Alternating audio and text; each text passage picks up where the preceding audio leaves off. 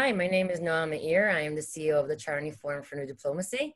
With us today is Dr. Hila Oren, CEO of the Tel Aviv Foundation. Hila specializes in branding cities, especially in the global branding of Tel Aviv. During your term, the Startup City Vision was formed, a municipal strategic plan for investors, entrepreneurs, tourists, and students, connecting a city platform with a private initiative. As a result, Tel Aviv Yafo was awarded the title Best Smart City in the World in 2014. Can you please share with us a few thoughts on your vision for branding cities? I think it's more than a vision. In a way, it's a tool, because to brand a city is to define exactly what is the DNA of that city. And every city is different from another. It has a USP, a unique selling point, that once you define it and you understand what it is, it's a process, it takes time. Once you do it, you wrap it up strategically and you start going with the storytelling of that city. Now, the story of Shanghai, of London, of Paris, of Sydney, of New York, of Tel Aviv, it's different. And this is why the vision for branding cities is, before anything, to understand and define that USP, to focus on the DNA and engage all the citizens, because they are your ambassadors for the branding process. What effect do you think COVID-19 will have on tourism, maybe in general, but more specifically on the branding of cities? First of all, I think all of us are trying to think, what is the effect? It will take about a year from now, at least, to really understand it.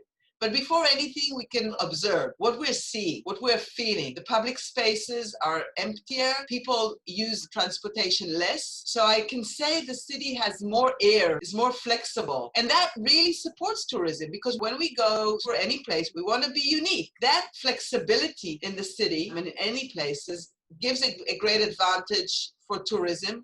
And then we start exploring as what I call the micro-tourism or the pocket tourism, those little hidden places that before they were not the must places, but it's a beautiful garden with a beautiful place to have coffee and enjoy some wine. And what is tourism all about? I think we're going to define tourism a little bit differently, because tourism is experience for our soul. And I think our soul needs the social meetings that we want with our friends, with our new mates from all over the world. This whole process, I would say, or these are whole new experiences, it will take us time to digest and understand. But for me, I'm exploring pocket tourism. I'm exploring and finding every day a new little place that for me is tourism.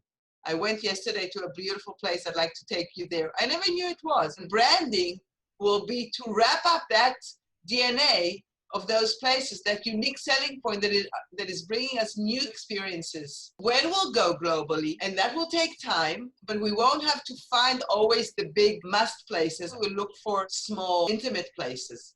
As you said, we're still digesting. We're 3 months in, and it's too soon to see what implications it will have from A to Z, but I think we can still identify a few opportunities. Can you share with us just a few that are on your mind that COVID-19, this crisis has created, either globally or locally? Before anything, I like to define myself as a city maker. So I think city makers will have to look really carefully all around and find those new places that can become those tourist places. A little garden that you can put a food truck there, and in a minute can be a place that we can share, because it has enough space for people to be with 2 meters between them, but still that garden or that park can have lots of people. So it won't be crowded, and the music will be there, and it will still be a tourism experience. Before those places, we would skip them, and I think now we'll take a second look. We'll understand how unique they are and what offers they have for us. This is one opportunity. The other opportunity is the budget opportunity. Our trips before and our experiences before were very, very expensive. I think we can look more modest with a lower budget, and it will support the local businesses. Before, we used to give our money very fast to the big chains, to the big brands. Now I think we're looking more carefully into buying from our neighbors. You feel that you're supporting someone from your neighborhood, from your country. It gives different answers. Before, we were in the rush of life. I think now we're taking the time to absorb the values and what is important for us. And on the way, the opportunities that you're asking is we're gaining so much new things that we just skipped them before.